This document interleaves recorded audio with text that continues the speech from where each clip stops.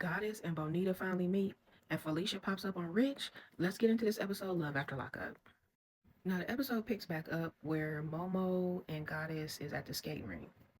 She's sitting there talking to the mom. She says that he's acting weird, and the mom tells her that Momo wants to talk to her and Bonita, but she doesn't tell her what it's about. While she's spilling the tea, he walks up mid-conversation, and of course, the first thing Goddess want to know is if Momo's sleeping with Bonita. Of course, he lies because that's what he does. But she's not believing it. This man gonna proceed to tell her that she's asking inappropriate questions. Sir, are you serious? Because everything you've done thus far has been inappropriate. So while they're talking or whatever, Bonita is talking to production, and she says she knows that something's going on and he got another girl on the side, and she ready to figure it all out. Now they are all going to a meeting. Gigi and Momo are on the same page. Gigi knows that they're going to meet Bonita, but Bonita does not know that she's meeting Gigi. She thinks she's just having a meeting with Momo.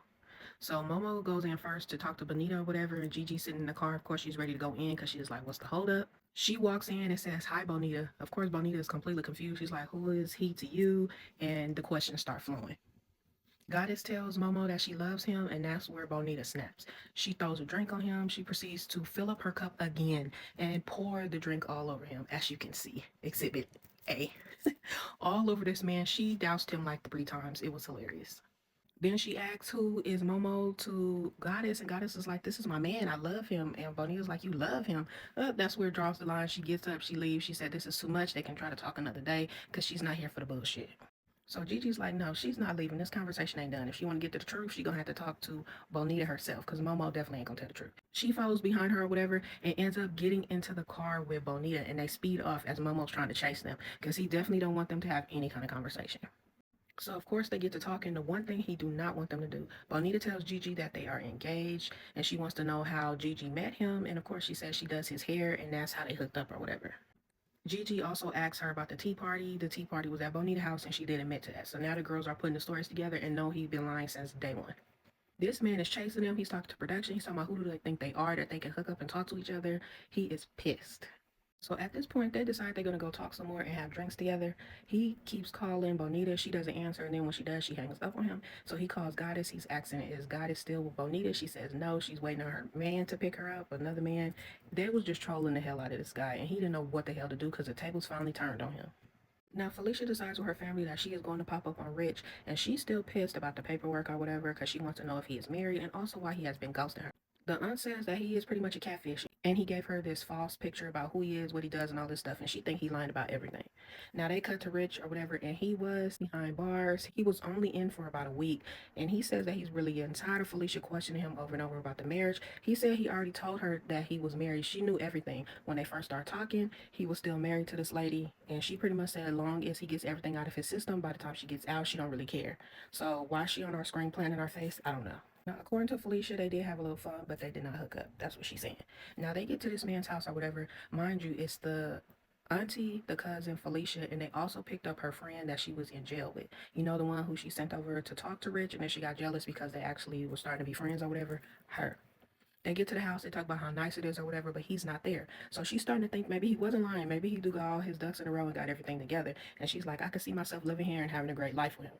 They pull up at the gym because she knows that's where he goes a lot. She walks in and he turns around and she's right there. And that's pretty much where the part stops. So we don't know what's going to happen until the next episode. Now, Kirsten goes to see Brady's baby mama, even though he asked her not to, and they pretty much get into it. The baby mama's telling her that she needs to mind her business. It's not her place to try to figure this out, that he needs to be a man and take care of his kids. She said even before he went to jail, he wasn't there for him. It was pretty much his family helping, and he does actually owe all the child support. She said she's more worried about him trying to stay sober and be off DRUGS's. She also finds out from Christian that he is now on Suboxone to try to wing himself off or whatever, and she cannot wait for Kristen to leave so she can call her Brady and give him a piece of her mind. She also heard from Kristen that she's struggling because Brady still don't have a job and they don't know how they're going to be paying this child support. So the baby mama calls him whatever, and she's pretty much telling him that he needs to get his life together. He's so worried about his wife and his new stepkids and forgot all about his old family. He needs to be taking care of them kids. He needs to be getting off the Suboxone, and he needs to keep a job. She was not playing with him, and everything she was saying was spot on.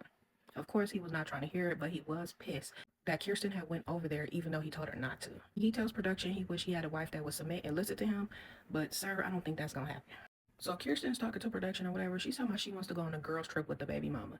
I don't know why she wants to be this girl's friend so bad. It is freaking weird. In the middle of the conversation, Brady actually calls her and checks the hell out of her for going to see the baby mama behind his back and getting all into business. He tells her that she made it worse by stirring the pot and going over there complaining, and now it's going to be a big scene after this.